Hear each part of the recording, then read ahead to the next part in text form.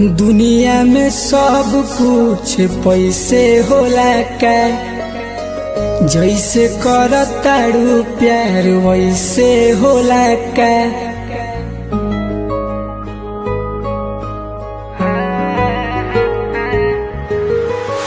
दुनिया में सब कुछ पैसे होला का, जैसे करताड़ू प्यार वैसे होला का। निभा नहीं खुशकत तो तू वादा का करबू, हमके छोड़ देबू हो ऐसे ज्यादा का करबू। हमके छोड़ देबू हो ऐसे ज्यादा का करबू।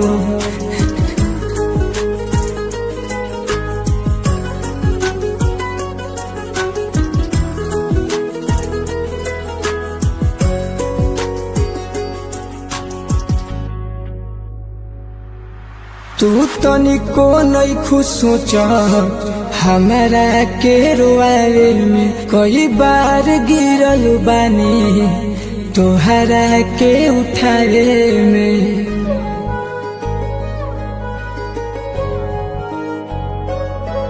तू तनिको नहीं खुश सोच हमारा के रोआवे में, कई बार गिरल बानी तोहरा के उठावे में। ले जा पूरा दिल हमार आधा का करबू, हमके छोड़ देबू हो ऐसे ज्यादा का करबू।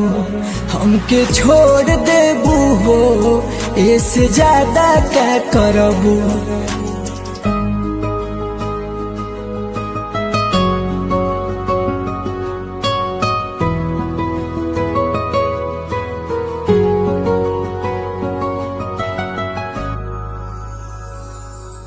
बोलेलू झूठ बहुते तू बात बात पे, आज हंसी आवे तुहके हमारा ई हालात पे।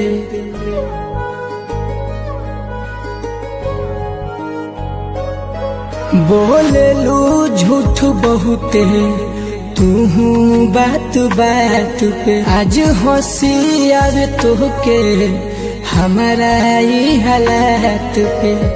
रोहिता संगे रहे के इरादा का करबू, हमके छोड़ देबू हो ऐसे ज्यादा का करबू।